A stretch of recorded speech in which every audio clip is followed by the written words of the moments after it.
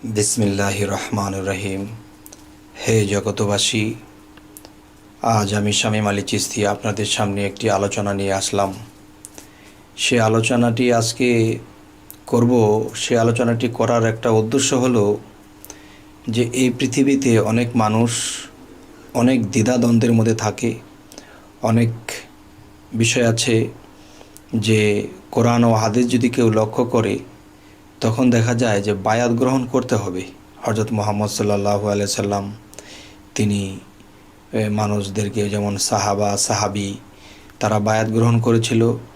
এরপর হযরত আলী থেকে আস্তে আস্তে বড় পীর খাজা মঈনুদ্দিন চিশতি, এভাবে চিশতিয়া তরিকা আসলো, কাদরিয়া তরিকাতে আসলো, বড় পীর বায়াত করতেন।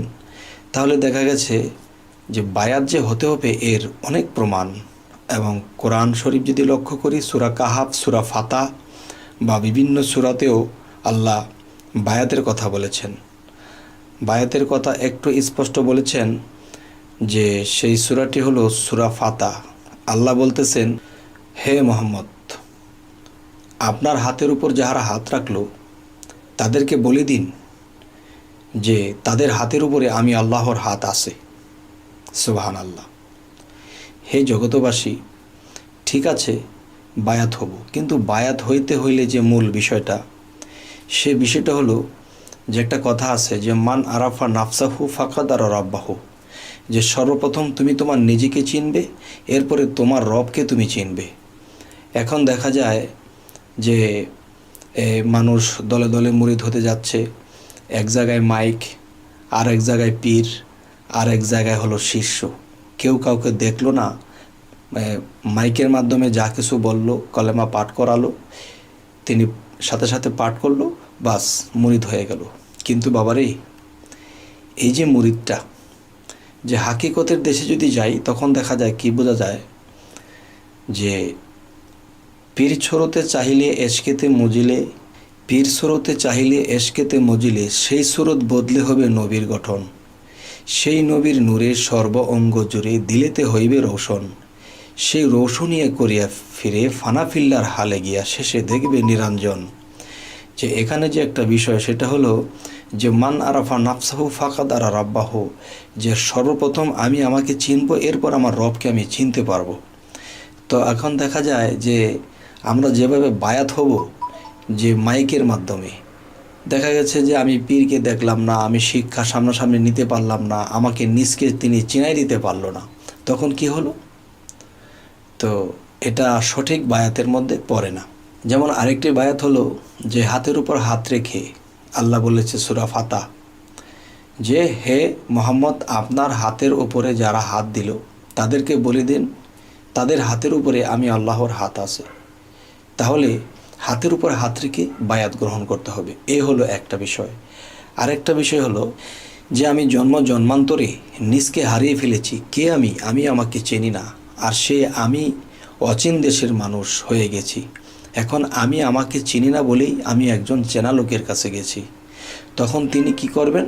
তিনি আমাকে চিনিয়ে দেবেন যে তুমি ইমুক, তুমি জন্মান্তরে ইমুক ছিলে, এখন তুমি এই হলে।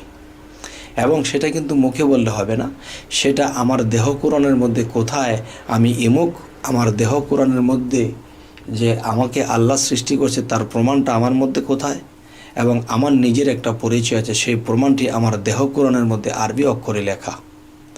যেমন এর কিছু ইঙ্গিত পাওয়া যায় সূরা হামিমের 2 নম্বর আয়াতে, কিতাবুন ফুসসিলাত আজাতু কোরআনান আরাবিয়ান, এই এক গ্রন্থ আরবি কোরআন রূপে অবতীর্ণ, এর বাক্যসমূহ জ্ঞানীদের জন্য। তাহলে যে সূরা হামিম যদি লক্ষ্য করি যে কিতাবুন ফুসসিলাত আজাতু কোরআনান আরাবিয়ান, যে এই এক গ্রন্থ যে আরবি কোরআন রূপে অবতীর্ণ, সেটা কি? সে গ্রন্থটি কথা বলে।